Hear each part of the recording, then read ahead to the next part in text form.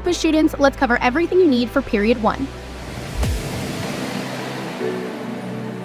Before we start, print out the speed review sheet to help you follow along with this video. It's free and you can find it linked in the description below. Right now, look at Unit 1. Circle any people, events, vocab, things that you might not quite remember that you know you need to focus on as we review. Once you're confident that you've mastered a topic, you can check that one off and then move on to the next one. All right, here we go. Period 1 focuses on pre-contact Native American societies, the colliding of the Old World and the New World with the Columbian Exchange, and the focus of European exploration. It's one of the shortest units at APUSH, so you will likely only see a few questions on the exam. Period 1 starts with what we call the pre-contact Native American cultures. What were they like before the Europeans ever got to the New World? We're focused strictly on North America, and we typically see this broken down into specific regions. It's important to understand the geography in these specific regions and how that influenced the development of these cultures. For example, in the Great Plains, those tribes were more nomadic, whereas in the Southeast, they're more stationary because they're developing agriculture. Tribes across North America developed advanced and unique societies that were culturally and politically complex. The Aztec and Inca tribes, along with the Mayans, are great examples of this. It's also really important to understand the role that maize played in a lot of these cultures. It's not just an agricultural staple for them, but they're using all parts, such as the husk or even the cob, to help support their societies. But all this is really going to change after the Spanish monarchs, Ferdinand and Isabella, agreed to sponsor the voyages of Christopher Columbus. He was originally looking for a route to the East Indies, and instead he ended up in the Caribbean, which is where we get the Columbian Exchange. This is where we start to see the Old World and the New World come together. Europe is going to gain lots of new crops that came from the New World, such as maize, tobacco, and potatoes. The transfer of germs, culture, religion, and people are also part of the Columbian Exchange. But more importantly are going to be the effects of the Columbian Exchange. The Native Americans benefit from things like horses, which really helped with hunting and warfare, but they're going to be greatly affected by the diseases like smallpox and measles that will decimate the native populations and what we call the Great Dying. Europe, on the other hand, is going to benefit with the introduction of all these new resources. They are going to have population growth and be gaining wealth and power during this time. This ability to gain wealth and power leads to the popes supporting the Catholic nations in exploration with the Treaty of Tordesillas. This enabled Spain to dominate in the New World, taking over vast territories, while Portugal is building and dominating in the African slave trade. With the support of both the monarchy and the church, the Spanish conquistadors are now able to go out and search for gold, God, and glory. Hernan Cortez was one of the most famous conquistadors because he conquered the Aztecs, and he's also the one you're most likely to see on your AP exam. After often using violence to subdue the indigenous populations in these Latin American territories, the Spanish conquerors would then subjugate them under systems like encomienda to make the Native Americans extract the wealth from their land to enrich the Spaniards. The Catholic Church also sent missionaries to these regions to help convert the native population. Spanish power in the New World also led to the development of the casta system,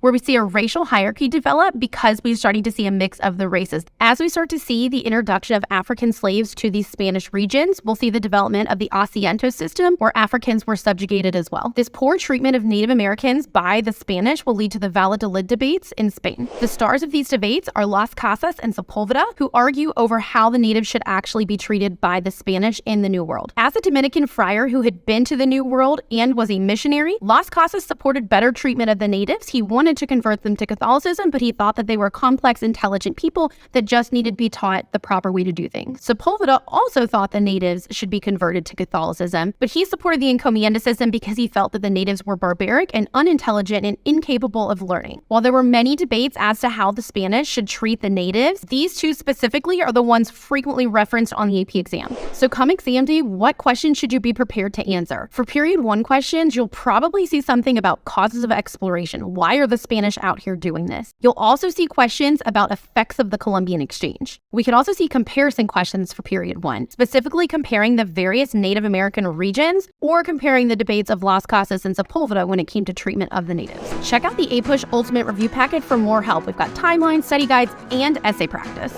Follow the link in the description below for a free preview. If you found this video helpful, please like and subscribe.